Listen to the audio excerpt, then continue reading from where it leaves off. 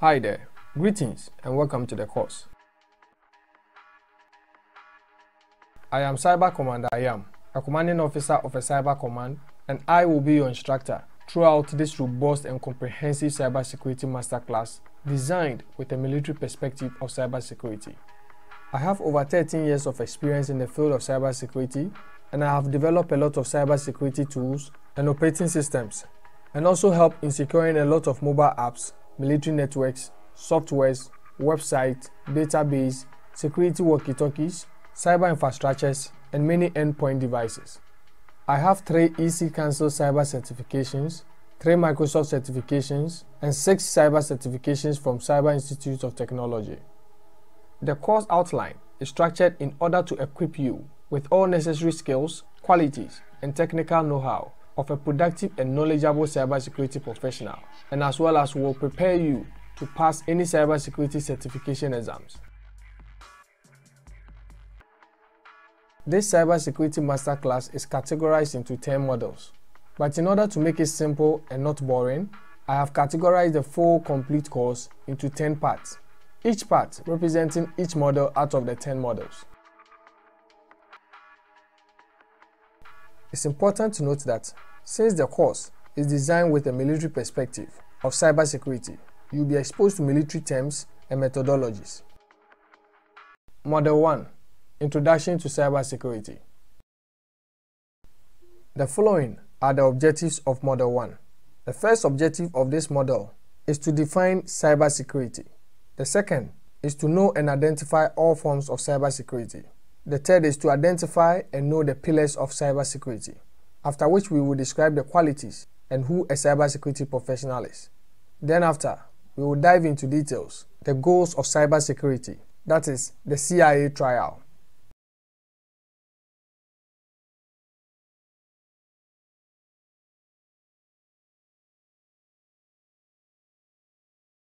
Let's begin the class by first defining the term cybersecurity. The term cybersecurity is made up of 2 different words, that is, the word cyber and security.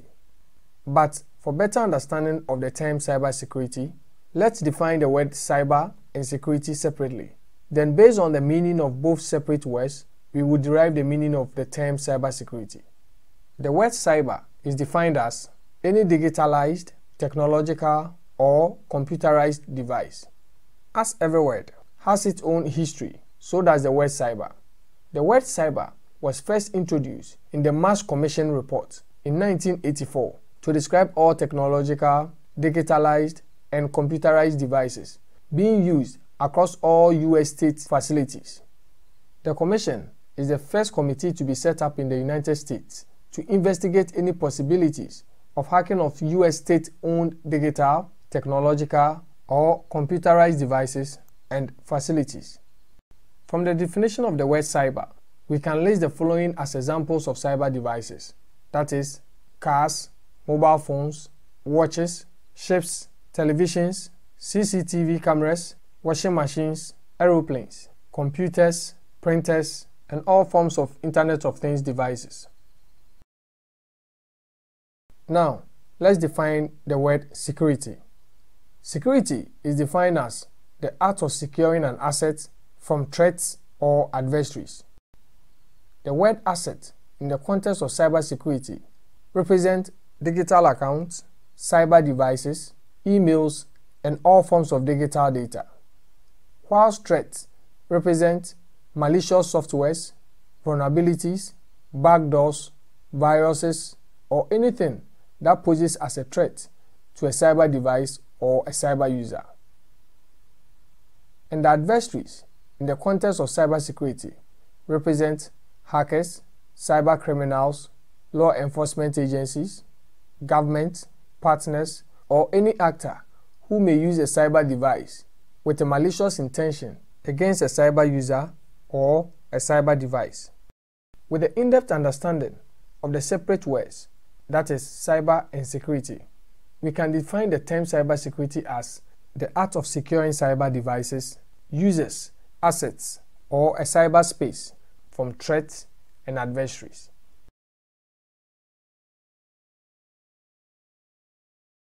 Forms of cybersecurity. There are 6 forms of cybersecurity which are often used interchangeably. The following are the 6 main forms of cybersecurity. First on our list is network security. This involves securing of networks and networking devices. Another form of cybersecurity is software security. Software security involves the securing of software. Infrastructure security is another form of cybersecurity which involves the securing of infrastructures such as office complex, banks, smart homes, with cyber device installations such as CCTV cameras, electronic doors, and Internet of Things devices, just to mention a few.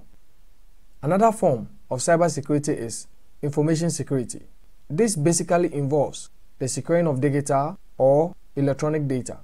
To simply put, information security is the protection and enforcement of data privacy.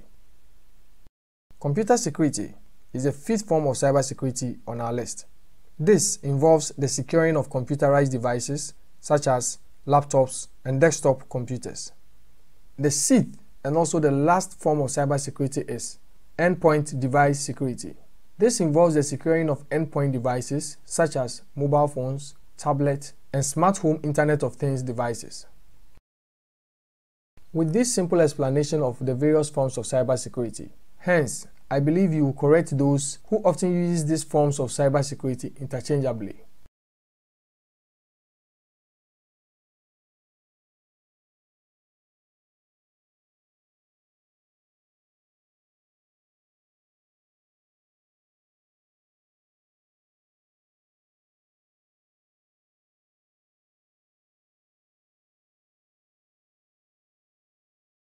Attitudinal qualities of a cybersecurity professional. After taking a detailed look at the must-have IT skills, which I termed as pillars of cybersecurity in our previous session, there's also a need to take a detailed look at the must-have attitudinal qualities of a productive and a responsible cybersecurity professional. There are many attitudinal and personality qualities that a cybersecurity professional must possess, but the most important attitudinal and personality qualities to a cybersecurity professional are what we'll be covering in this session. One very important and a must-have attitudinal qualities of all cybersecurity professionals is discipline. This is because it's through discipline that a cybersecurity professional insists and enforces all cybersecurity protocols and compliance. It's also often on the basis of discipline that most veteran cybersecurity professionals are often preferred over civilian cybersecurity professionals for a cybersecurity job role by most employers, even if the civilian cybersecurity professional should appear to be more qualified and skillful than the veteran cybersecurity professional. So for the purpose of the enforcement of cybersecurity protocols and compliance, I advise you to adopt and to be very disciplined in the execution of your duties, since it could be a basis for a cybersecurity employment. Always paying active attention to details is another key attitudinal quality that all cybersecurity professionals must possess. This is because it's through the active attention to details that you as a cybersecurity professional will be able to detect on time a cyber threat, a vulnerability, or the operation of a cyber adversary in your cyberspace. This particular attitudinal quality often leads to the detection of a hidden malicious script embedded in the software during a source code review. So the success of a software source code review does not only depend on the expertise and experience acquired in software engineering, but also depends on the ability to pay active attention to details. Being creative and innovative is another attitudinal quality that all cybersecurity professionals must possess. This particular attitudinal quality will enable you as a cybersecurity professional to either create or innovate a solution to mitigate a zero-day attack. The functionality of this attitudinal quality strictly depends on the expertise and experience of a cybersecurity professional. For instance, in the case of a zero-day attack, which may require either a software patch or a custom-built hardware device, the ability to create or to innovate such a hardware device or to develop a software patch will strongly depend on the expertise and experience acquired in software engineering and hardware engineering. Being highly security conscious is another key attitudinal quality that all cybersecurity professionals must possess. Cybersecurity professionals who are often not security conscious are always the main source of cyber attacks to the cyber system and the cyberspace they are mandated to protect.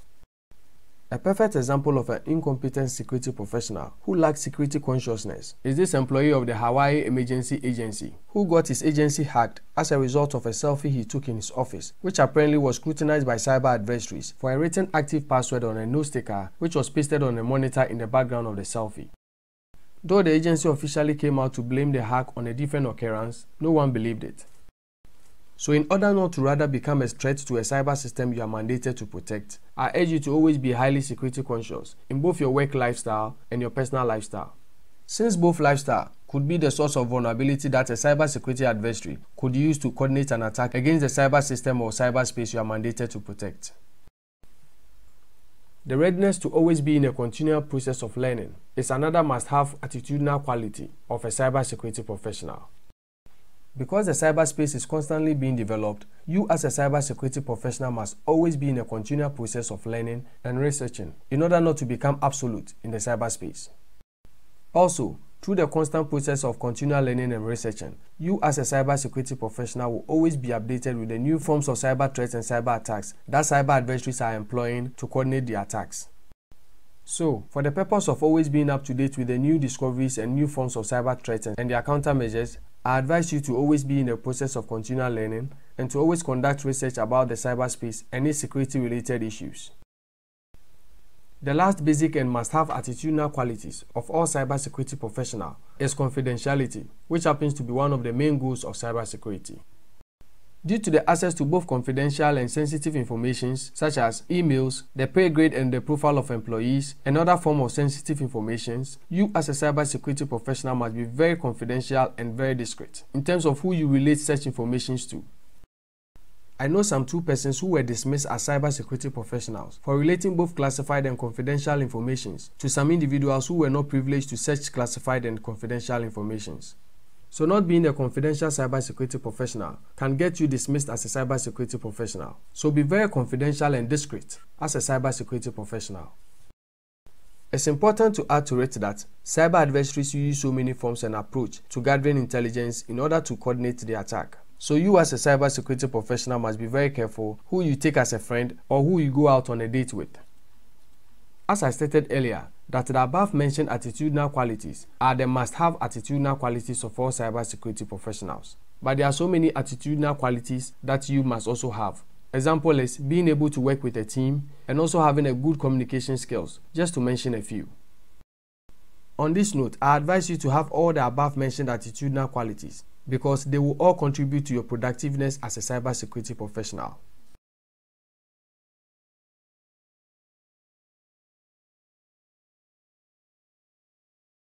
Who is a cybersecurity professional?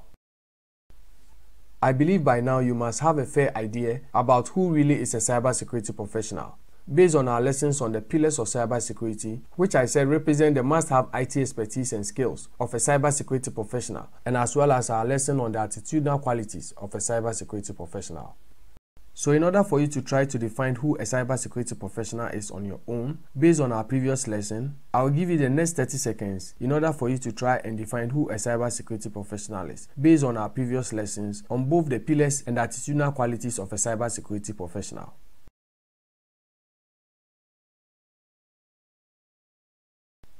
I hope you've been able to define who a cybersecurity professional is. But for the surety of your answer, I will also define who a cybersecurity professional is, based on our previous lessons.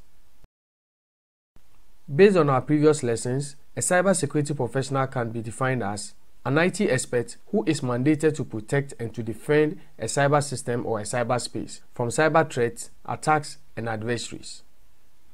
It's important to note that the term IT expert, in the context of who a cybersecurity professional is used to represent an IT professional who have at least a mid-level of expertise and experience in hardware engineering, networking engineering, software engineering, hacking, cyber forensics, and also possess attitudinal qualities such as discipline, creativeness, confidentiality, security consciousness, readiness to always be in a continual process of learning, and the attitude of always paying active attention to details. One may ask that, what are cybersecurity certifications? Cybersecurity certifications are very necessary, but they only verify and certify that a cybersecurity professional has been tested and proven that he or she possesses the required and the necessary IT skills and expertise expected of a cybersecurity professional. In other words, cybersecurity certifications are just titles used to prove that one is indeed a cybersecurity professional. Note that in order to pass any of the cybersecurity certification exams, you ought to at least have a mid-level of both experience and expertise in all the pillars of cybersecurity. And it's because all cybersecurity certification questions are strictly based on the acquired experience and expertise in all the pillars of cybersecurity, which we identified as hardware engineering, software engineering, networking, cyber forensic, and hacking. On this note, let me inform you that this Master Cybersecurity class is not only designed to equip you with the necessary and the required experience and expertise in all the pillars of cybersecurity. It's equally designed and structured in order to prepare and equip you to pass any cybersecurity certification exams. For this reason, I advise you to complete all 10 modules of this course, which I have provided some sample cybersecurity certification questions at the end of every module based on that particular topic being treated in that module. Cybersecurity job roles. Since we've learned about both the skill sets and the attitudinal qualities that constitute a productive and an efficient cybersecurity professional, there is a need to also learn into details all the available cybersecurity job roles and as well as its requirements. Also in this lesson, I'll be teaching into details all the various cybersecurity feeder IT skill sets, the various feeder IT job roles, and as well as the various required cybersecurity certifications for all cybersecurity job roles. Before we begin the lesson, let me tell you about a surprise occurrence at a cybersecurity conference I happened to be honored as the guest speaker of. During the peer-to-peer session of this particular cybersecurity conference, most of the participants wanted a one-on-one meeting with me for either a cybersecurity guidelines or for some cybersecurity tips, which I was so glad to give. So during my one-on-one session with them, I was so surprised with the answers some of them were giving me when I asked them their cybersecurity job roles. Some said their job title at their workplace was just a cybersecurity professional. And those who told me they are cybersecurity engineers and administrators didn't even know their job description when I probed further to know more about their role. Answers I believe was given based on their ignorance about the various cybersecurity job roles. So for the purpose of you as my cybersecurity student, not being ignorant about the various cybersecurity job roles and its required cyber certifications, let's now dive into details all the various cybersecurity job roles with its required feeder IT job roles and cyber certifications. On your screen now is a table of a categorized cybersecurity job role, with the first role being the feeder IT job roles. In other words, they must have IT skill set and the required IT job roles needed to be qualified for any of the cybersecurity job roles in the cybersecurity career pathway. And beside the feeder role is the entry level of cybersecurity job roles. In a simple term, the basic or the least of cybersecurity job roles in the rank of cybersecurity jobs. Followed by the mid-level, which represent the mid-level of cybersecurity job roles. Then lastly, the advanced level of cybersecurity job roles. It's important to note that these are the globally recognized cybersecurity job roles in the cybersecurity career pathway, though there are other cybersecurity job roles like the role of a cybersecurity officer.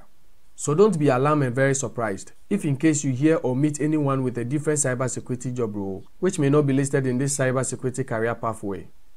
Let's now dive deeper into details, each of the categorized role, beginning with the feeder role, which I said represents both the must-have IT skills and the required IT job roles one need in order to be qualified for any of the cybersecurity job roles. Listed beneath the feeder role is networking, software development, system engineering, financial and risk analysis, and lastly, security intelligence, all of which represent both the must-have IT skill set and the required IT job roles for any of the listed cybersecurity job role. You will notice that as I move the mouse pointer across the various IT job roles listed beneath the feeder role, some of the listed cybersecurity job roles in the entry level, mid-level, and advanced level tends to fade out. With the mouse pointer stationed on networking, all the cybersecurity job roles in the entry level is activated, whilst only two of the cybersecurity job roles in the mid-level is activated, that is, the role of a cybersecurity analyst and the role of a penetration and vulnerability tester. Also in the advanced level, equally two cybersecurity job roles are activated, and they are the role of a cybersecurity engineer and the role of a cybersecurity architect. All that this means is that with any related networking IT job role, you can proceed to become any of the cybersecurity job roles listed in the entry level. That is the role of a cybersecurity specialist or a technician, the role of a cybercrime analyst or an investigator, the role of an incident analyst or a responder, or the role of an IT auditor. Also, with an advanced cybersecurity training and with an advanced cybersecurity certification, an IT professional with any of the related networking job roles can directly advance to either the role of a cybersecurity analyst or the role of a penetration and a vulnerability tester, both in the mid-level of cybersecurity job role category. But as an experienced and a certified cybersecurity engineer, I advise you to rather begin your cybersecurity career from the entry level in order to acquire the basic cybersecurity experience and expertise, which in my years as a cybersecurity engineer often prepares you for any of the cybersecurity job roles in both the mid-level and advanced level in the cybersecurity career pathway. And as a software developer, a programmer or a software engineer, you will not be qualified for any of the cybersecurity job roles in the entry level, but can directly advance to become a cybersecurity analyst or a penetration and a vulnerability tester, or in the mid-level role. And with an advanced cybersecurity training, certifications, expertise and experience acquired from any of the mid-level roles, you can then proceed to the advanced level role, specifically for the role of a cybersecurity engineer or the role of a cybersecurity architect. If in case you are wondering why a software developer, a software engineer or a programmer is not directly qualified for any of the cybersecurity job roles in the entry level, it's because of their limited expertise and experience in only software development. And though software programmers and engineers are directly qualified for two of the cybersecurity job roles in both the mid-level and advanced level of cybersecurity job roles, they are more efficient and productive in the area of software security than in both hardware and networking security. Whilst IT professionals with feeder roles in networking, software engineering, financial or risk analysis, and security intelligence are more productive and efficient in both hardware and networking security. So, in order to be productive and efficient in hardware security, software security, and networking security, I again advise and encourage you to at least acquire experience and expertise in all the pillars of cybersecurity. And because both networking and system engineering related IT job roles have almost the same field experience and expertise, IT professionals with any related system engineering roles, such as system admins and system engineers, equally shares the same cybersecurity job roles, just as IT professionals with networking related IT job roles. For this reason, you will notice that as I move the mouse pointer between networking and system engineering, the same cybersecurity job roles are activated in the entry level, mid-level, and in the advanced level. IT professionals with financial and risk analysis related job roles are directly qualified for only cybersecurity entry job roles. That is why only the entry-level cybersecurity job roles are active, whilst other cybersecurity job roles in both the mid-level and that of the advanced level remains inactive. And with an advanced cybersecurity training, certificate, and expertise acquired in the entry level, a cybersecurity professional with any of the entry cybersecurity job role can proceed for any of the cybersecurity job roles in either the mid-level or the advanced level. I want you to observe that as I position the mouse pointer on each of the cybersecurity job roles in the entry level, a directional arrow pointing to a cybersecurity job role in the mid-level appears. These directional arrows is indicating cybersecurity job roles in the mid-level that particular entry cybersecurity job role can be advanced to. You also notice that the first three roles in the entry level, that is, the role of a cybersecurity specialist or a technician, the role of a cybercrime analyst or an investigator, and the role of an incident analyst or a responder, all have three directional arrows pointing to all three cybersecurity job roles in the mid-level. This means that a cybersecurity professional with any of the first three cybersecurity entry job roles, with an advanced cybersecurity training, certificate, and acquired expertise in any of the first three cybersecurity entry job roles, would be able to advance to any of the cybersecurity job roles in the mid-level. Whilst an IT auditor with an advanced training, certificate, and expertise can only advance to two of the mid-level cybersecurity job roles. That is the role of a cybersecurity consultant and the role of a penetration and a vulnerability tester. And in the mid-level, only the role of a cybersecurity consultant and the role of a cybersecurity analyst can be advanced to any of the cybersecurity roles in the advanced level. Whilst the role of a penetration and a vulnerability tester can only be advanced to either the role of a cybersecurity engineer or the role of a cybersecurity architect. It's important to note that as a cybersecurity analyst, you can choose to become a cybersecurity consultant instead of advancing to any of the cybersecurity job roles in the advanced level. Also, as a cybersecurity consultant, you can choose to either become a cybersecurity analyst or a penetration and a vulnerability tester instead of advancing to any of the advanced cybersecurity job roles. And as a penetration and a vulnerability tester, you can decide to become either a cybersecurity analyst or a cybersecurity consultant.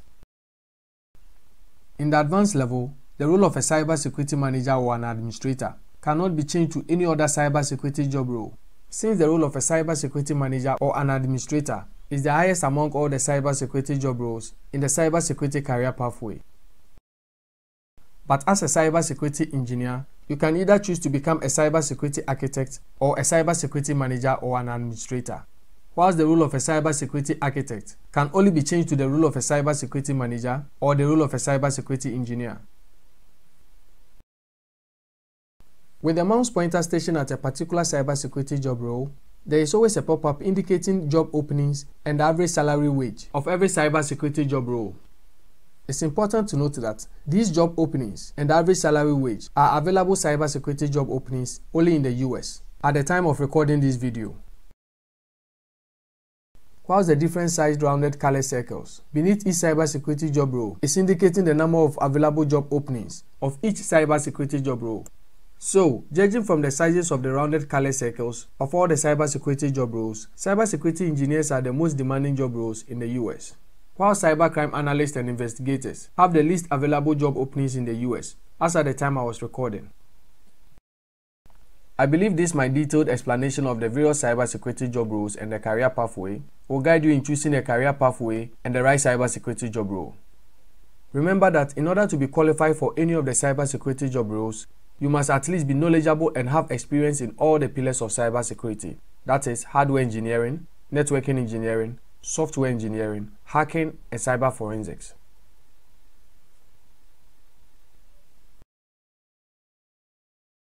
Cybersecurity certifications.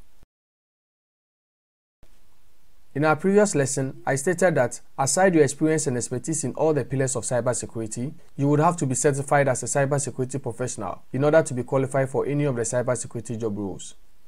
So in this lesson, I'll be explaining into details all the various types of cybersecurity certifications and its regulatory bodies. I will also be outlining the recommended cybersecurity certifications for each of the cybersecurity job role. And I will as well as provide you with the guidelines for the registration, studying, and passing of any of the cybersecurity certifications. Let's begin the lesson by first defining what a cybersecurity certification is. With my own understanding of a cybersecurity certification, a cybersecurity certification is a form of a proof that a cybersecurity professional is indeed capable of defending cyber users, cyber systems, and the cyberspace from cyber attacks and cyber adversaries. Now that we know the definition of a cybersecurity certification, let us take a look at some of the characteristics of cybersecurity certifications. One characteristic of a cybersecurity certificate is that it could be used as a form of a title. This explains the reason why some cybersecurity professionals like me are often referred to as certified cybersecurity professionals. Another characteristic of cybersecurity certifications is that it is really issued on the basis of passing a cybersecurity test, which is always in the form of an examination to evaluate if a cybersecurity professional indeed possesses the required cybersecurity training, skills, expertise, and the experience to defend cyber systems, cyber users, and the cyberspace from cyber attacks, threats, and adversaries. So, unlike cybersecurity degrees, cybersecurity certifications are not awarded. They are rather earned through the proving of knowledge, expertise, and experience in the field of cybersecurity. The expirations of cybersecurity certifications is the third characteristic of all cybersecurity certifications. Unlike university cybersecurity degrees, almost all cybersecurity certifications have an expiration period between 3 to 5 years. Though this particular cybersecurity certification characteristic is often considered as annoying by most certified cybersecurity professionals, it actually serves as a form of a mechanism to enforce all certified cybersecurity professionals to periodically update their knowledge, experience, and expertise in the field of cybersecurity. The fourth characteristic of most cybersecurity certifications is its own salary wage policy framework. Unlike cybersecurity degrees, Most cybersecurity certifications dictate a salary wage for its holders. So if you get certified with any of the cybersecurity certifications, make sure to always cross-check the average salary wage of the cybersecurity certificate you hold from the certificate regulatory website before going for any job interview. The last characteristics of a cybersecurity certification is its global acceptance. Though there are many cybersecurity certifications in the world, I advise you to always go in for the globally accepted cybersecurity certifications since they are acceptable in any part of the world. Not having a globally accepted cybersecurity certification often limits and prevents a cybersecurity professional from getting a job in other parts of the world. So, for the purpose of you having a globally acceptable cybersecurity certifications, I will limit our discussion strictly on globally acceptable cybersecurity certifications.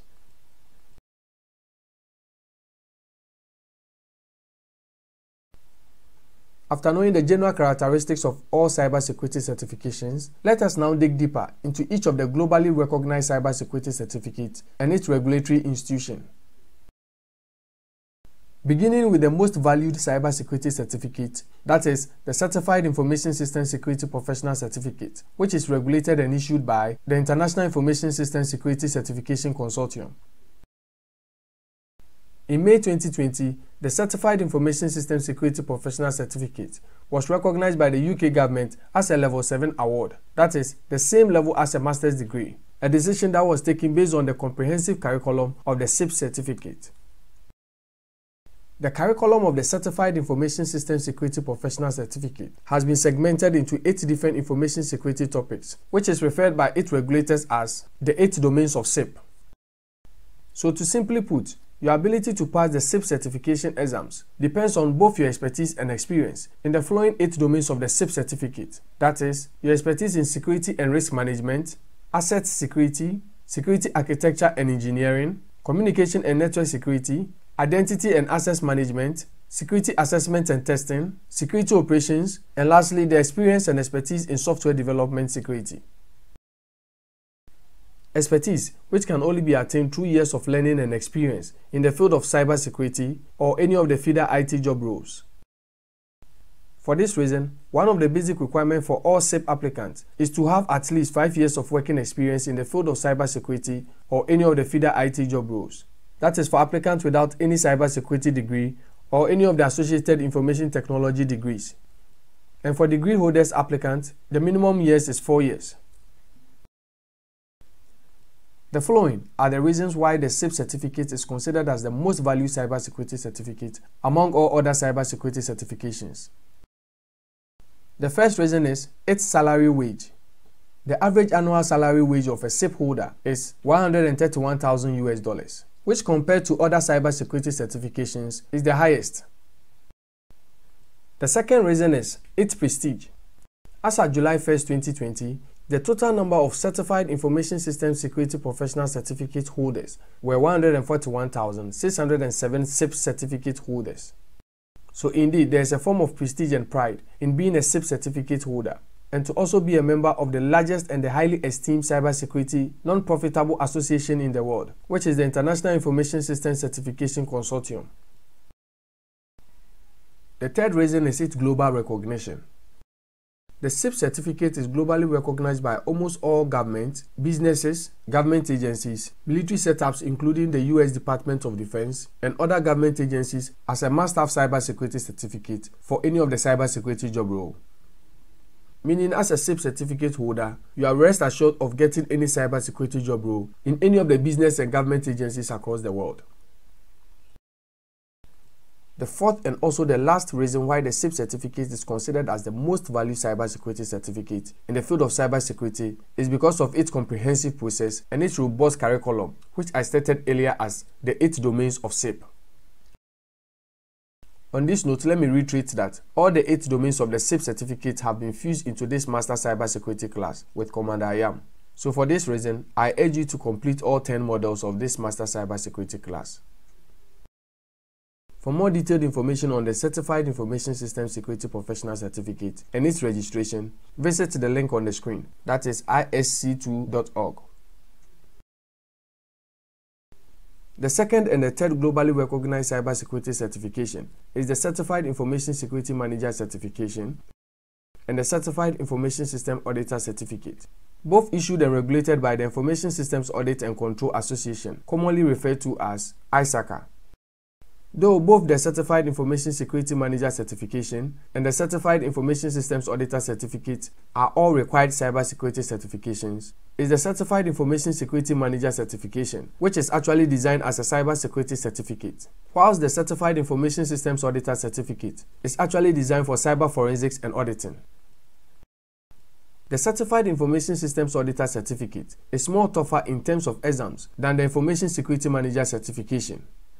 In order to pass both the Certified Information Security Manager Certification and the Certified Information System Auditor Certificate, I highly recommend you to review the original exams manual for both the Certified Information Security Manager Certification and the Certified Information Systems Auditor Certificate from ISACA official website in order to drastically increase your chance of passing both exams. For more detailed information about the Certified Information Security Manager Certification and the Certified Information Systems Auditor Certificate and its exams and registration, visit isaca.org. It is important to also note that this Master Cybersecurity class with Commander Ayam have the exams manual for both the Certified Information Security Manager Certification and the Certified Information System Auditor Certificate fused into all 10 models of the Cybersecurity Masterclass with Commander Ayam.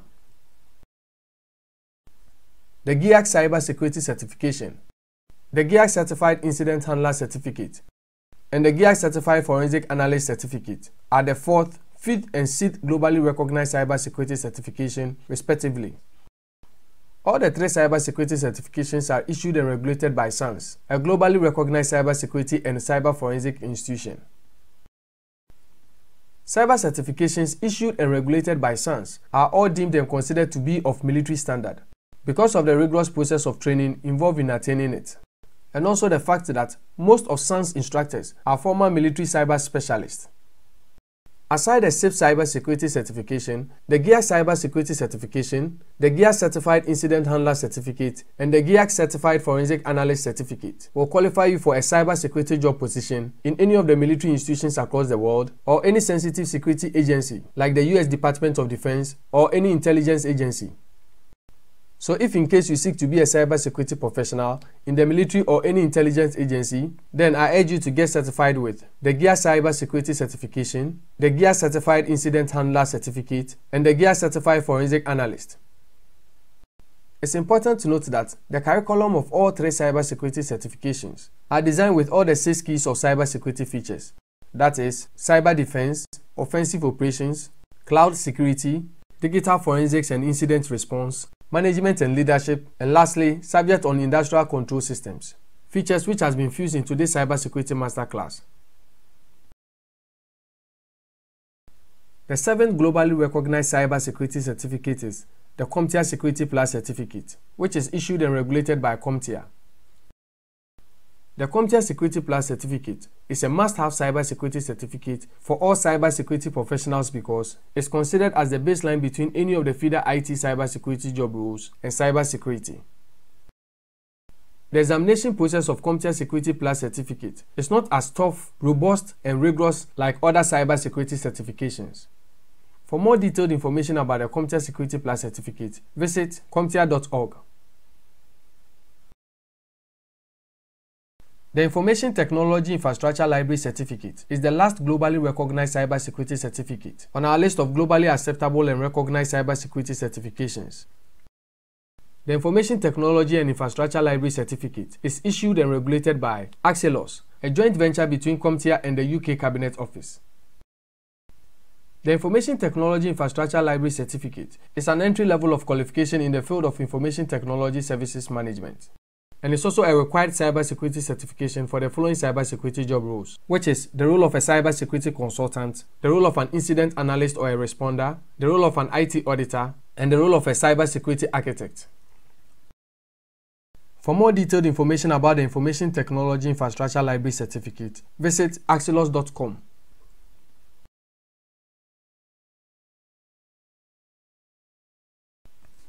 Having known into details the various cybersecurity certifications and its regulators, let us now discuss into details both the recommended and the required cybersecurity certifications for each of the cybersecurity job role we identified earlier on in the cybersecurity career pathway. Let's start with the entry cybersecurity job roles. Beginning with the first cybersecurity entry job role, that is, the role of a cybersecurity specialist or a technician. A cybersecurity professional who seeks to become a cybersecurity technician or a specialist will have to at least have 3 of the following cybersecurity certifications. That is, the Certified Information System Security Professional Certificate, the Certified Information System Auditor Certificate, the Certified Information Security Manager Certificate, the Comptia Security Plus Certificate, and lastly, SANS GIAC certification, in addition to a cybersecurity degree or any information technology related bachelor's graduate degree, all of which ensures and proves that a cybersecurity specialist or a technician have cyber skills in information security, information systems, information assurance, network security, security operations, vulnerability assessment, project management, the technical know-how in Linux operating systems, and as well as the NIST cybersecurity framework. The role of a cybersecurity specialist or a technician have an annual salary wage of $89,000 as at the first quarter of 2021. It's important to note that all these cybersecurity skills can be attained before the completion of all the 10 modules of this cybersecurity class with Commander Ayam. The role of a cybercrime analyst or an investigator is the next entry cybersecurity job role in the cybersecurity career pathway. Though the role of a cybercrime analyst or an investigator is a cybersecurity job role, it is also considered as a cyber forensic job role because of the involvement of cyber investigations. For this reason, in addition to having either a cybersecurity degree or any information technology associated degree with a cybersecurity certifications like the Certified Information System Security Professional Certificate and SANS Cybersecurity Certification, the role of a cybercrime analyst or an investigator requires cyber forensic certifications like the NK Certified Examiner Certificate, the GIAC Certified Forensic Analyst Certificate, and the GIAC Certified Incident Handler Cyber Forensic Certificate. All of which actually proves that a cybercrime analyst or an investigator have experience and expertise in computer forensics, the Linux operating system, information security, consumer electronics, computer hard drives and other forms of cyber storage devices, information systems, malware engineering, the Unix operating system, and the use of cyber forensic tools. Though this role is described as a cybercrime analyst or an investigator in the cybersecurity career pathway, it could also be referred to as the role of a digital forensic analyst, the role of a cyber forensic specialist, the role of a cybersecurity forensic analyst, or the role of a computer forensic analyst. So don't be confused if in case you hear any of these cybersecurity roles being used interchangeably. In terms of salary wage, cybercrime analysts and investigators have an annual salary wage of $93,000 as at the first quarter of 2021.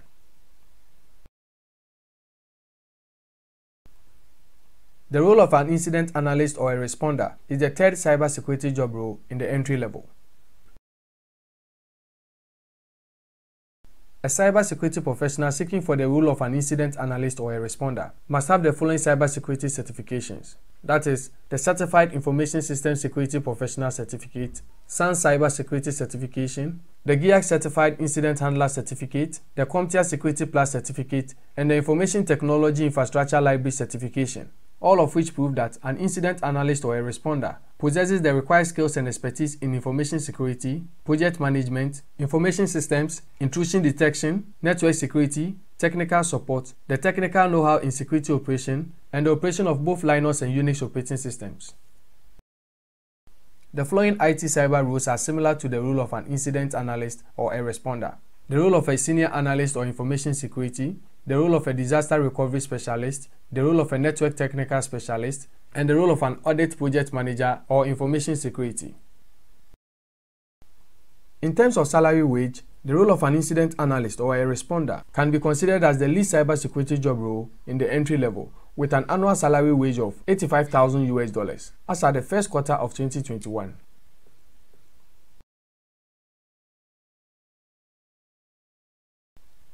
Last in the entry level is the role of an IT auditor. Though the role of an IT auditor can be advanced to only 2 of the cybersecurity job roles in the mid-level, it has similar cybersecurity certifications with that of the role of a penetration and a vulnerability tester, and could be considered as the topmost ranked cybersecurity entry job role, with an annual salary wage of $95,000 as at the first quarter of 2021. The following are the required cybersecurity certifications for the role of an IT auditor: the Certified Information System Auditor Certificate, the Certified Information System Security Professional Certificate, the Information System Certification, the Information Security Manager Certificate, and lastly, the Information Technology Infrastructure Library Certification, all of which prove that an IT auditor have the experience and expertise in systems internal auditing, auditing planning, information systems, risk assessment, accounting, information security, business processes, and is also abreast with the corporate cybersecurity policy framework. Other related IT auditor job titles are the title of an IT audit consultant, the title of an IT audit manager, and lastly, the title of an IT internal auditor.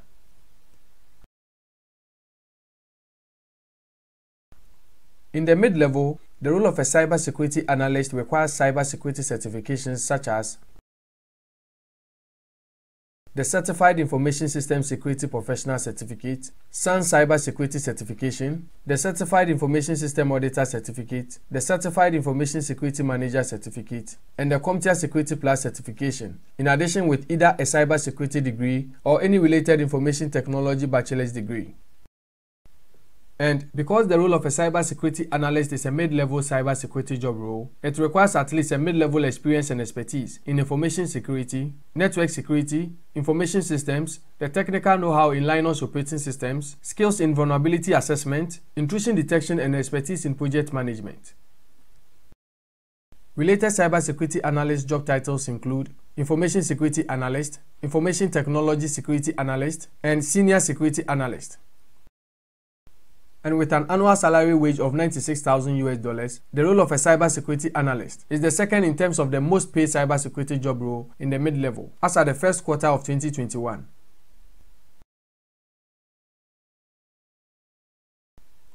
Second in the mid-level is the role of a cybersecurity consultant, which requires the following cybersecurity certifications: the Certified Information System Security Professional Certificate, the Certified Information System Auditor Certificate, the Certified Information Security Manager Certificate, SAN Cybersecurity Certification, and lastly, the Information System Certification, all in addition with either a cybersecurity degree or any information technology related bachelor's degree. Because the role of a cybersecurity consultant involves consulting, the role of a cybersecurity consultant requires at least a mid-level of experience and expertise in information security, Oracle, project management, information systems, surveillance, cyber asset protection, Python programming skills, and the technical know-how in both the prevention of cyber criminal activities and security operations. The role of a cybersecurity consultant have the same job description with the following cybersecurity job titles. That is the title of Security Specialist, Security Consultant, Physical Security Specialist, and the title of Personal Security Specialist. With an annual salary wage of $91,000, the role of a cybersecurity consultant is the least salary wage paid in the mid-level, as at the first quarter of 2021.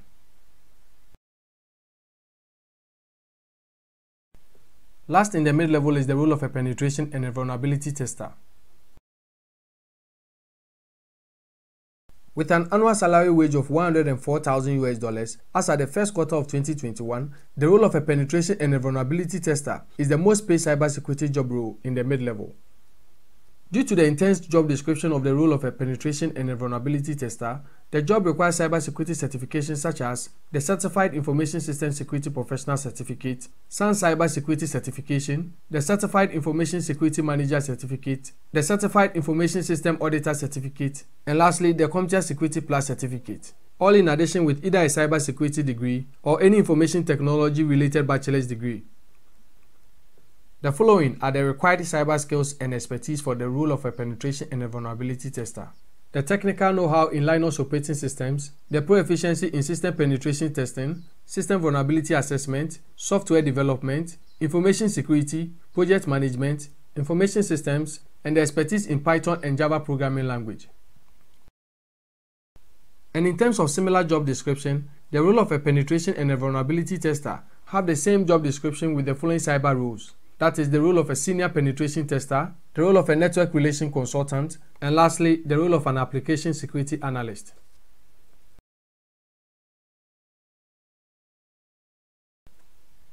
First, in the advanced level is the role of a cybersecurity manager or an administrator. A cybersecurity job role which is considered as a managerial role and also as the topmost ranked cybersecurity job role across all the 3 levels in the cybersecurity career pathway. But is the second most paid cybersecurity job role in the advanced level with an annual average salary wage of $103,000 as at the first quarter of the year 2021. The following are the top cybersecurity certifications that are required for the role of a cybersecurity manager or an administrator. The Certified Information System Security Professional Certificate, the Certified Information Security Manager Certificate, the Comptia Security Plus Certificate, a SANS Cybersecurity Certification, and lastly, the Certified Information System Auditor Certificate. All in addition with either a cybersecurity degree or any information technology related degree. Because the role of a cybersecurity manager or an administrator involves managerial duties, cyber expertise and skills such as expertise in information security, in information systems, in project management, in information assurance, network security, technical know-how in the use of Linux operating systems, and the in-depth knowledge in NIST cybersecurity and risk management policy framework are the required cybersecurity skills for the role of a cybersecurity manager or an administrator. The common job titles in relation with the role of a cybersecurity manager or an administrator are the title of an information security manager, the title of an information system security officer, the title of a security administrator, and lastly, the title of an information security officer.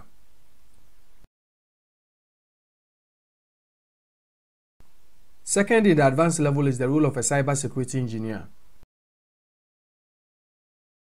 Though the role of a cybersecurity engineer appears to be the most demanding cybersecurity job role in this cybersecurity career pathway, as at the time I was recording, it is the least paid cybersecurity job role in the advanced level with an annual salary wage of $99,000 as at the first quarter of the year 2021. The following are the required cybersecurity certifications for the role of a cybersecurity engineer. The Certified Information System Security Professional Certificate, SANS Cybersecurity Certification, the Certified Information Security Manager Certificate, the Comptia Security Plus Certificate, and lastly, the Certified Information Systems Auditor Certificate. All with either a cybersecurity degree or any information technology related bachelor's degree. And due to the intensity of the role of a cybersecurity engineer, the experience, expertise and skills in information security, network security, information systems, project management, the technical know-how in the operation of Linux operating systems, the poor efficiency with the Python programming language in addition with other programming languages, the expertise in the configuration of Cisco routers, and the advanced knowledge and expertise in both cryptography and cyber authentication are the required cyber skills for the job role of a cybersecurity engineer. The job role of a cybersecurity engineer have the same job description with the following cybersecurity job roles. That is the role of a security engineer, the role of a network security engineer, and the role of an information security engineer. As at the time of recording this video, the role of a cybersecurity engineer was the most demanding cybersecurity job role in the US as at the first quarter of the year 2021.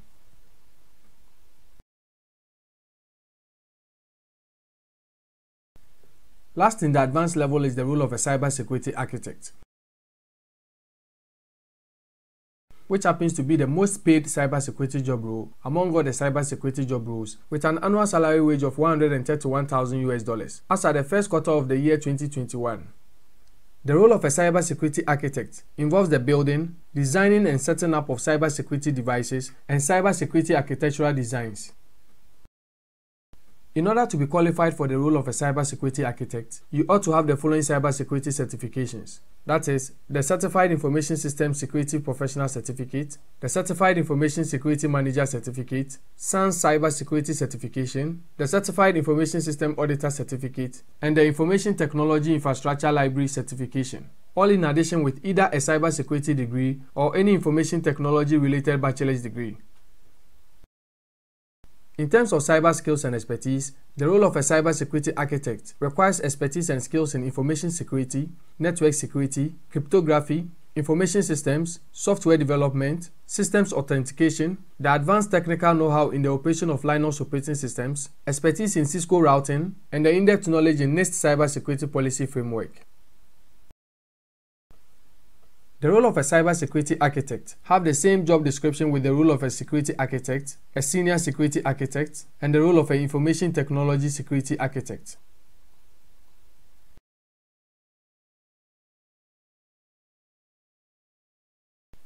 In summary, the following is the overview of all the cybersecurity certifications in relation with all 10 cybersecurity job roles.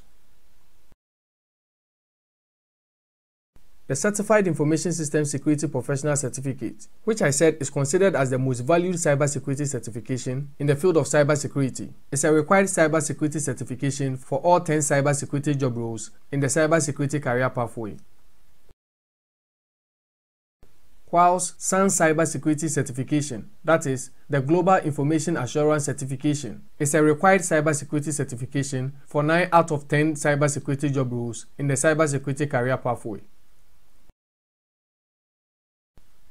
Followed by both the Certified Information System Auditor Certificate and the Certified Information Security Manager Certificate as the required cybersecurity certification for 8 out of 10 cybersecurity job roles in the cybersecurity career pathway. Then, the Comptia Security Plus Certificate as the required cybersecurity certification for 5 out of 10 cybersecurity job roles in the cybersecurity career pathway. As your cybersecurity instructor and an experienced and a certified cybersecurity professional, I advise you to first get certified with the Comptia Security Plus certificate. That is, if you are not yet certified with any of the cybersecurity certification. This is because unlike other cybersecurity certifications, the Comptia Security Plus is considered as the basic cybersecurity certificate among all the cybersecurity certifications. And it's also designed to suit non-cybersecurity professionals who seek to become cybersecurity professionals. The Information Technology Infrastructure Certification is the fifth commonly sought after cybersecurity certificate, with it being required by 4 out of 10 cybersecurity job roles in the cybersecurity career pathway.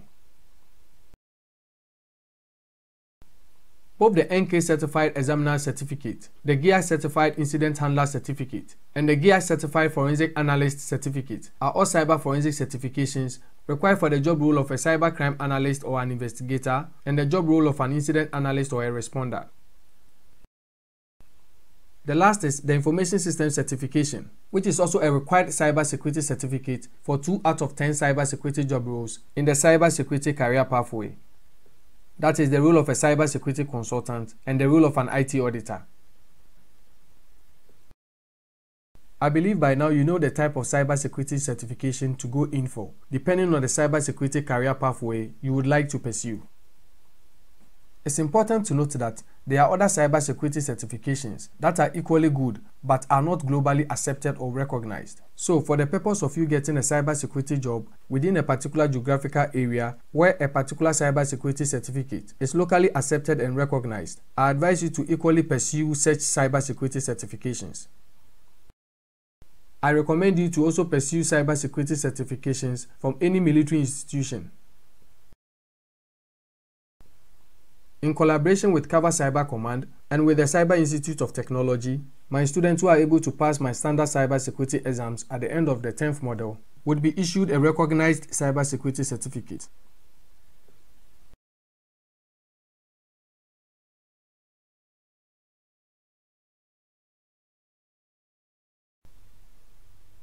Goals of cybersecurity.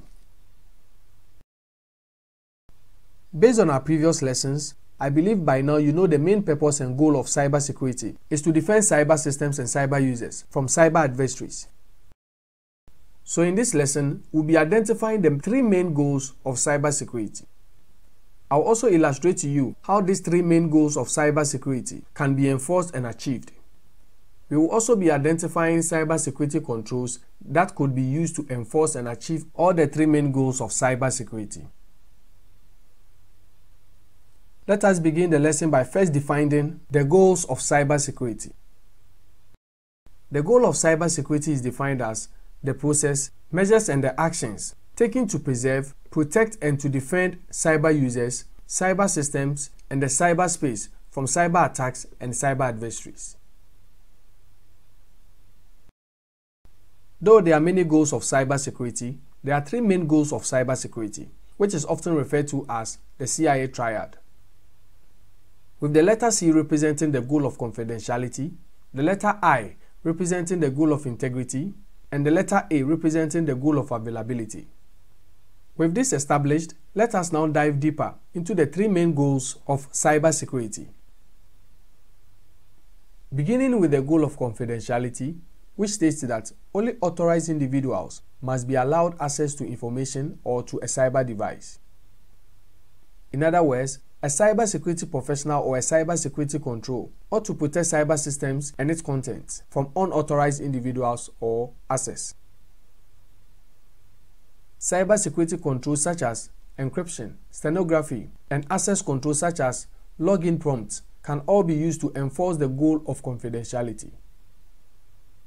The second goal, which is the goal of integrity, states that only authorized modification should be allowed to be made on a system or to an information. So as a cybersecurity professional, one of your core mandates is to make sure that only authorized persons are allowed to modify information or a cyber system. Cybersecurity controls such as hashing and user errors, that is, both software and hardware errors, can all be used to enforce the goal of integrity. It's important to note that a cyber device or an information which is altered or modified by an unauthorized person is not court admissible and can also not be trusted. The last goal, which is the goal of availability, states that all cyber resources should be made available to only authorized persons. To those who may be confused with the goal of confidentiality and the goal of availability, let me explain further. The goal of availability involves making cyber resources such as power supply, cyber devices, and informations readily to be accessed by an authorized individual, whilst the goal of confidentiality allows authorized persons to access cyber resources made available by the goal of availability. Cybersecurity controls such as UPS, the RAID system, and fault tolerance can all be used to enforce the goal of availability. So, as a cybersecurity professional, your core mandate is to enforce the goal of confidentiality, the goal of integrity, and the goal of availability. You may have noticed that I didn't provide detailed information about all the listed cybersecurity controls. This is because I'll be covering into details all cybersecurity controls in Model 5.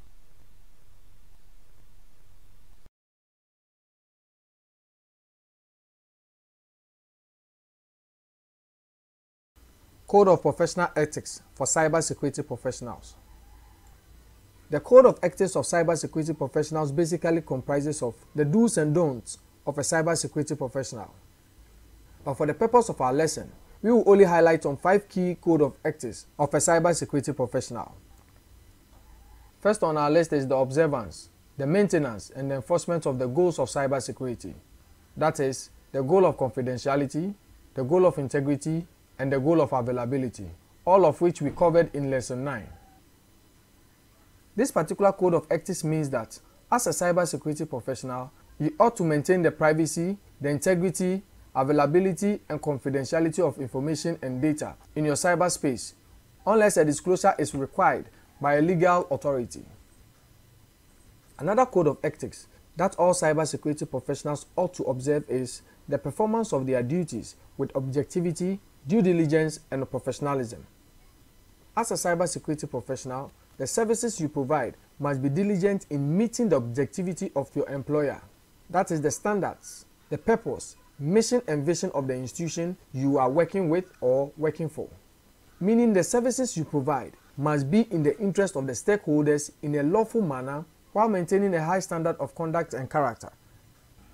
Note that cybersecurity professionalism can easily be achieved, that is, if you inculcate the disciplinary lifestyle of a soldier. The third cybersecurity professional code of ethics on our list is the enforcement and the observance of all cybersecurity-related policy framework and compliance with the appropriate standards and procedures for the effective governance, management and the security of cyber systems. This code of ethics demands all cybersecurity professionals to implement and to enforce all cybersecurity policy framework and compliance relating to system audit, controls, system security, and risk management. On this note, let me remind you that we will dig into details all the various forms of cybersecurity policy framework and compliance in the next model, which is the model 2 of this cybersecurity masterclass with Commander Ayam. Living an exemplary cybersecurity lifestyle is a must-observe cybersecurity professional code of ethics. Being vulnerable to cybersecurity threats, vulnerabilities, and cybersecurity adversaries as a cybersecurity professional means that all cyber devices under your domain or under your control are equally prone to the same cybersecurity threats, vulnerabilities, and cyber adversaries attacking you as a cybersecurity professional. Another reason why you as a cybersecurity professional ought to live a conscious cybersecurity lifestyle is due to the fact that you as a cybersecurity professional is equally a target during a cyber adversary reconnaissance. On this note, let me caution you about the taking of pictures and selfies when around cyber systems. Many hacking happening in most cyberspace is due to the careless lifestyle of many cybersecurity professionals. So for this reason, bear it in mind that you as a cybersecurity professional is equally a cybersecurity control to your cyber systems. So protect yourself by living a conscious cybersecurity lifestyle and being mindful of the kind of pictures you take, what you write or share on your social media platforms. The last code of ethics for cybersecurity professionals on our list is the observance of chain of command in terms of information access. This code of ethics demands all cybersecurity professionals to strictly relate information to only authorized parties. Informations like reports of work performed, significant facts, when not disclosed, may distort cyber systems, the operational cyberspace, and the business operations. So, as a cybersecurity professional, you ought to know who and the type of information to allow access to. So, it's very important to know the structure of data ownership and its management. But in order to observe and to identify the chain of command in terms of information access, you as a cybersecurity professional must know the structure of data ownership and its management, which will be the next and our last lesson of Model 1. See you in Lesson 11.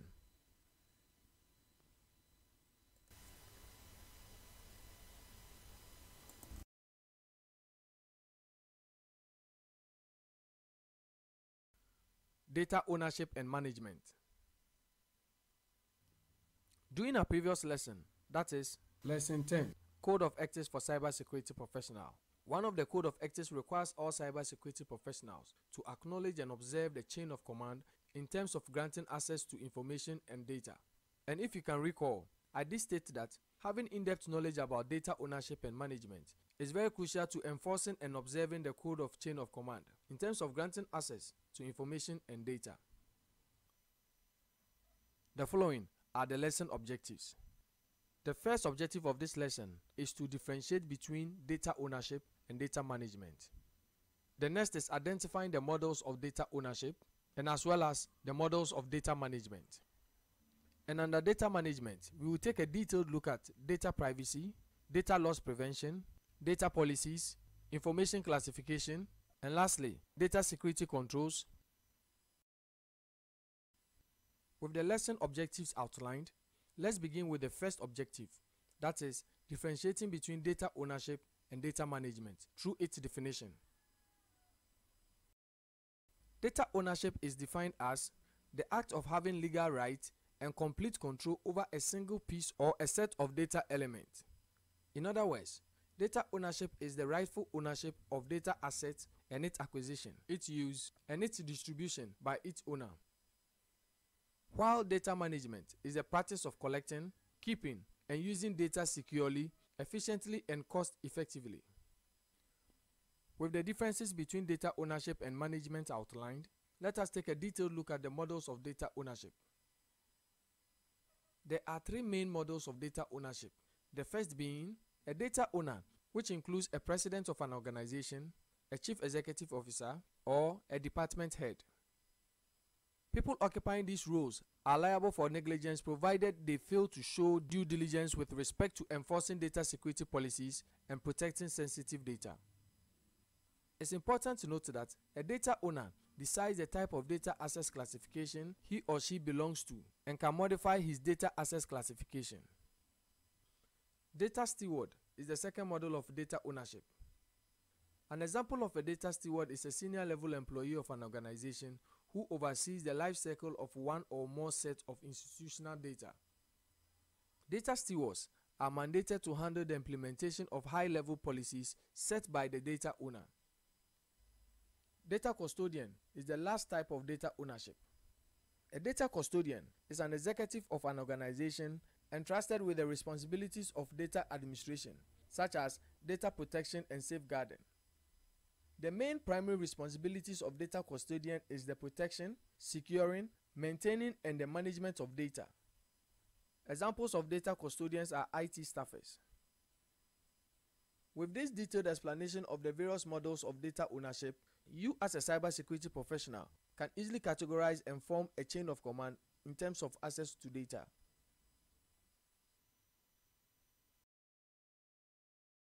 With the models of data ownership explained, let us take a detailed look at data management. Data management. Earlier, I defined data management as the practice of collecting, keeping and using data securely, efficiently, and cost-effectively. In this segment, we will be identifying some data management mechanisms used in collecting, keeping, securing data, and as well as used in making data efficiently and cost-effectively. Let's begin with the following data management control mechanism, that is data protective and data integrity assurance. One control mechanism to have in place for the data management is data privacy, which is defined as the act of governing how data is collected, shared, used, and accessed. A data privacy control does not only provide cyber data with privacy, it also preserves the integrity of the data and as well as protect data from unauthorized individuals.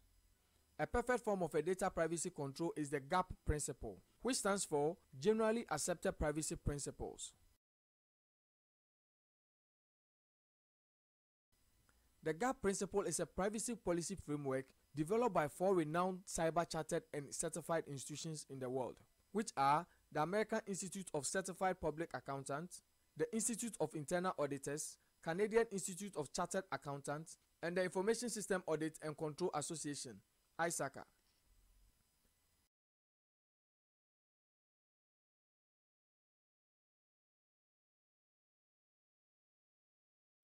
The following are the 10 main GAP principles. The first principle is management.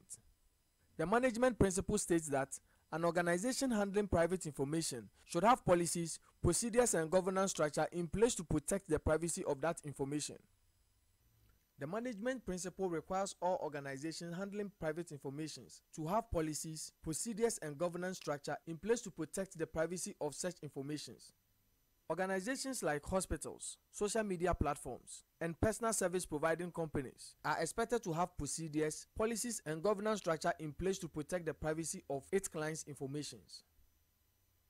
The second principle is the notice principle, which states that anyone who happens to be a subject of a record being maintained by an organization should receive a notice of that fact, and as well as to have access to the privacy policies and procedures followed by that organization. One practical and implementation of the notice principle is the terms and conditions provided to you when signing up for any of the social media platforms. The third principle is the choice of content principle. The choice of content principle states that an organization should inform its data subjects of all their options regarding the data that they own and must obtain consent from those individuals for the collection, storage, use, and sharing of their personal information. The choice of content principle must always be featured in the user terms and conditions contract form. On this note, let me state that all cybersecurity professionals are required to know how to write a user terms and conditions contract form, which will be covering extensively in Module 2. The fourth GAP principle is the collection principle, which states that organizations should only collect personal information for the intended purposes disclosed in their privacy notice.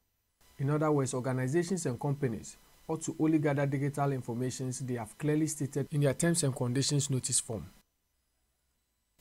The use, retention, and the disposal of digital information is the fifth GAP principle. This principle dictates that all gathered digital information should strictly be used for its intended guarded purposes and not for any other undisclosed purposes. In addition to this stated principle, this same fifth principle also requires organizations to securely dispose of guarded digital information or data as soon as there is no more use for its intended purposes for gathering. So based on the fifth gap principle, you can sue an organization who, upon gathering your digital information based on a disclosed purpose to you, decides to use your gathered digital information for undisclosed purposes, or either decides to keep your digital gathered information for undisclosed purposes rather than disposing of your gathered digital information securely. Access is the sixth gap principle, and it states that organizations should provide data subjects with the ability to review, edit, or update their personal information. So it's based on the access gap principle that you are allowed to edit or update your personal information with any organizations and even across all social media platforms. The seventh gap principle is the disclosure to third-party principle.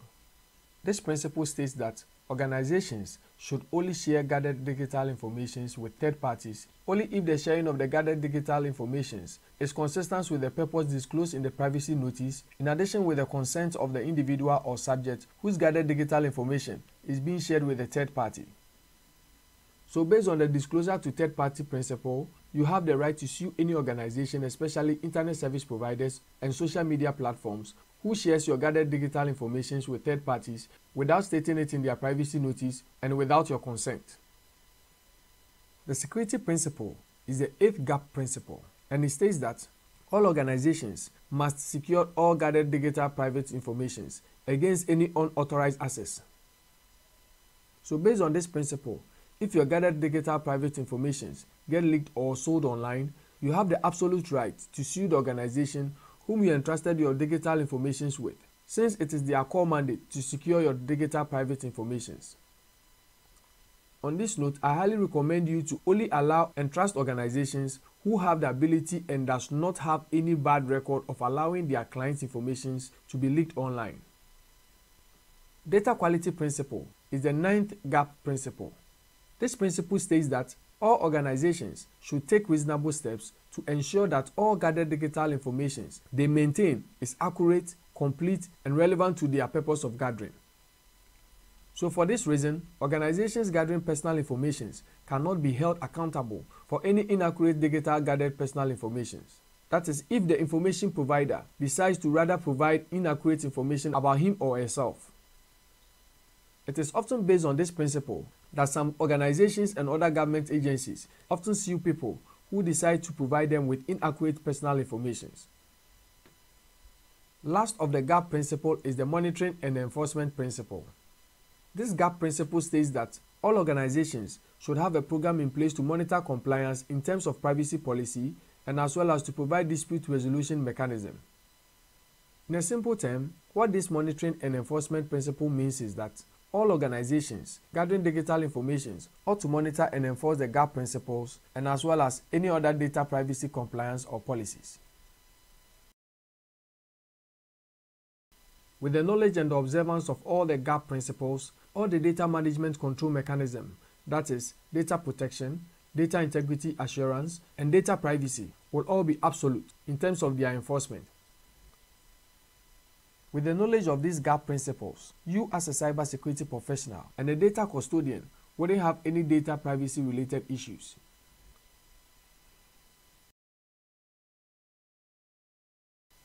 Back to the control mechanism for data management in terms of data protection and data integrity assurance. The second data management control mechanism is data policies in terms of data storage wiping, its disposal, its retention, its encryption, its access classification, and data storage policies. It's worth mentioning that digital data is the most expensive resources in the cyberspace. So having a robust policies in terms of its disposal, its retention, storage, and its wiping is very important. Not having these policies in place is equivalent to placing your server or your network in a free internet cafe for both free and easy access by all. So for the purpose of safeguarding data, which happens to be the most valuable resources in the cyberspace, let us take a detailed look at some of the best data policies in wiping, disposing, retention, and storage of data. Let's begin with data wiping policies. Data storage wiping can also be referred to as data erasing or data clearing.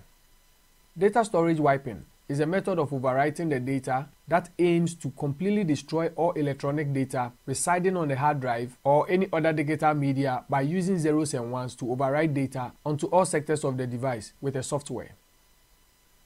It is important to note that there are advanced recovery tools that can be used to recover all data wiped from a data storage device. For this reason, I advise you to wipe off the data storage device at least 7 times in order to make the recovery of wiped data on a storage device impossible or difficult.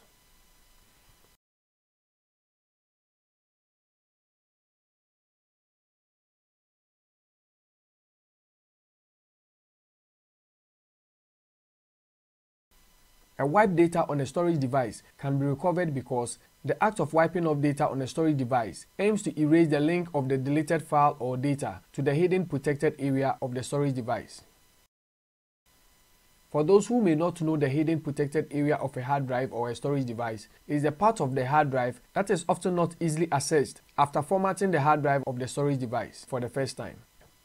So it's due to the hidden protected area on the storage device like a hard drive.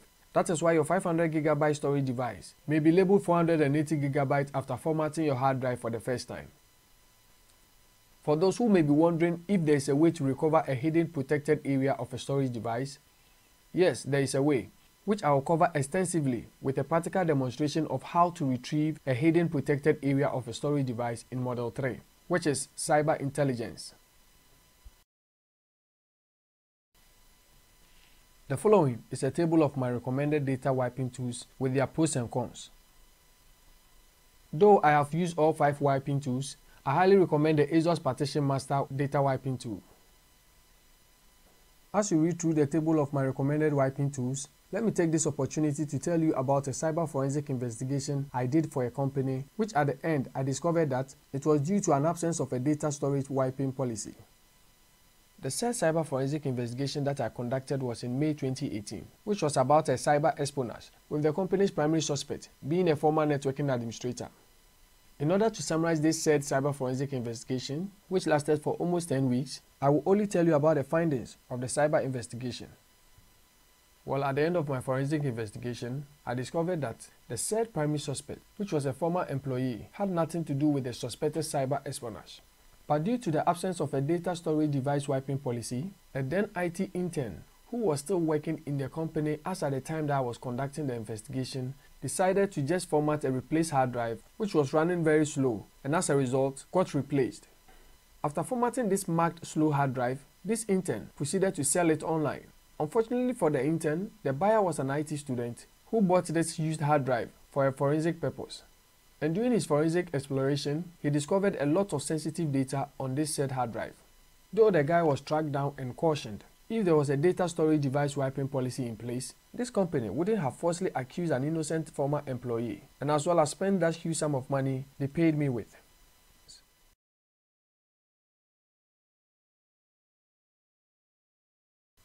Data disposing policy is another data management policy which also contributes to data protection and data integrity assurance. A data disposing policy is defined as a policy framework which provides a proper procedure in cleaning and destruction of sensitive or confidential data on all cyber systems and electronic media storage devices being disposed, recycled, or being transferred as either a surplus property or as a reusable device.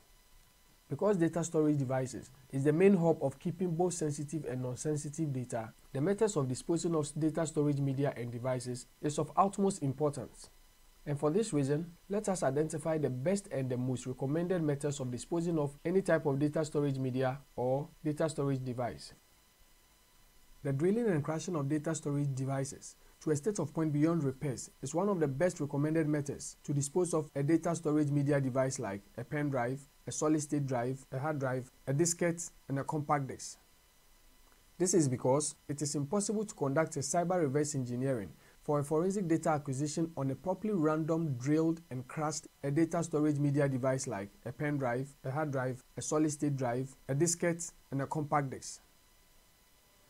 Another recommended way to dispose of a data storage device like a hard drive storage media device is through degassing, which is the process of decreasing or eliminating the remnant magnetic field in a hard drive. Due to the effectiveness of degassing hard drives, degassing of hard drives have been the preferred method for erasing of data on a hard drive by many for decades now. It is important to note that degassing doesn't work on solid-state drives, since data is not stored magnetically on a SSD. Another secure way to dispose of digital data on digital data storage media like mobile phones and tablets is by either burning or damaging the mobile phone's motherboard beyond repairs.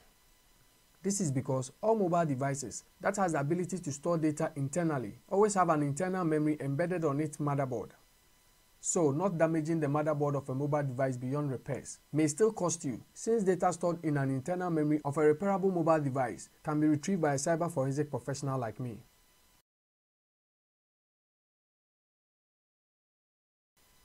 Caution: never issue out any of your mobile device that may contain any sensitive information to a relative or a friend, even if you should factory reset it, flash or format it.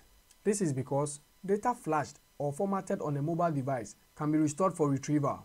For this reason, never issue out your mobile device that may contain any sensitive information. Rather, damage it beyond repairs. Another caution is to always insist that your faulty mobile device must be repaired in your presence, and never leave your faulty mobile device to be repaired in your absence, since out of curiosity, most technicians are fond of glancing through or copying data from their clients' mobile devices after they are done repairing it. For those who often save your data on cloud storage, I urge you to never save your sensitive data on a cloud storage, since you have no absolute control over data stored in the cloud. Also, be reminded that data stored in a cloud storage can be compromised or hacked. For this reason, I recommend you to always store your sensitive information on data storage media like pen drives, compact discs, solid-state drives, memory cards, papers, and a hard drive, since you have absolute control over such data media storage devices.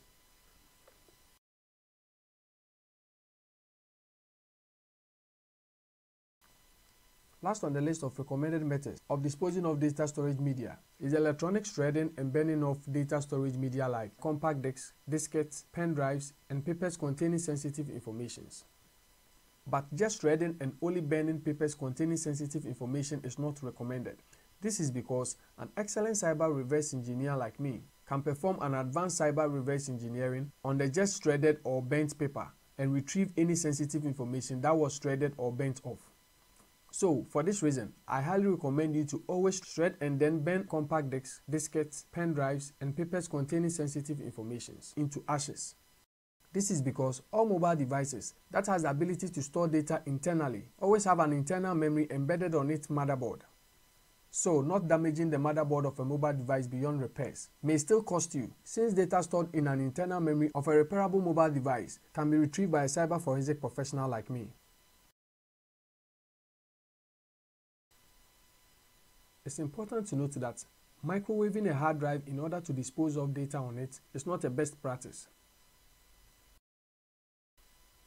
Back again to the data policy in terms of wiping of data, disposing of data, retention of data, storage of data, encryption, and classification of data. The third must-have data policy for data protection and data integrity assurance is data retention. A data retention policy is a policy framework that instructs the proper way to dispose of data, the type of data to dispose of, and the type of storage media to keep, issue out, or dispose of. A data retention policy provides guidelines on how a data or a data storage media should be disposed of based on the consideration of the classification of data on a data storage media. The fourth must-have data policy in order to enforce data protection and data integrity assurance is data encryption, which is the process of encoding information. In other words, data encryption is the process of converting an original representation of an information into an alternative form known as ciphertext. There are many forms and methods of encryption of digital data, but since I will be covering encryption into details in Model 4 as one of the cybersecurity controls, I will not discuss into details encryption in Model 1. The fifth recommended data policy for data management is a data storage policy. A data storage policy is a policy framework that dictates the type of data to be stored, the type of data media storage to be used, how a data should be stored, and how long a data should be stored before it is disposed of. Having a robust data storage policy in place contributes greatly to data protection enforcement and data integrity assurance. Classification of data is the last must-have data management policy in terms of wiping of data, disposing of data, retention of data, storage of data, and encryption of data. A data classification policy contributes greatly to both data protection and data integrity assurance in terms of data accessibility. In a general term, data classification is defined as a process of organizing data into categories in order to make it easier for retrieval, sorting, storing, and accessing of data. But in the context of information security, a data classification policy is a policy framework which dictates and directs the classification and the accessing of data on the basis of data sensitivity. In other words, a data classification policy describes the accessibility of data on the basis of an authentication security clearance. The classification of data often varies depending on the institution. For instance, in a civilian institution, data is classified as the following: confidential, private, sensitive, and public. Whilst in a security institution like the military, data is classified as top secret, secret, confidential, sensitive but classified, and unclassified. Though the classification of data varies depending on the institution it finds itself, it is important to note that it serves the same purpose, that is, enforcement of data protection and data integrity assurance. Because data classification is a form of cybersecurity control, I will not explain into details, since we'll be covering into details the various forms of data classification in both in a civilian setup and in a security setup in Model 4 when learning about the various cybersecurity controls. This brings to an end the various data management mechanisms. But the following are some trial questions based on all that we've covered so far in Model 1. I urge you to try answering them based on all that we've covered. Sorry to disappoint those who are more enthused in practical lab sessions, since there was no practical session in Model 1, which is because Model 1 is more of principles and explanatory topics. But as the course proceeds, we will be having more practical sessions in penetration testing, software reverse engineering, networking, cyber forensics, and a catch the flag competition in a real-time lab session. Stay tuned for Model 2, which is Cybersecurity Policy Frameworks and its compliance. In Model 2, I'll be guiding you on how to draft your own effective and customized cybersecurity policy framework and a compliance for an institution or for your personal use. Follow me on Twitter and on Instagram at Cdr_Ayam and on YouTube, Facebook, and LinkedIn at Cdr Ayam. This is the end of Model 1 of Militarized Master Cybersecurity class with Commander Ayam. Till we meet again, stay safe.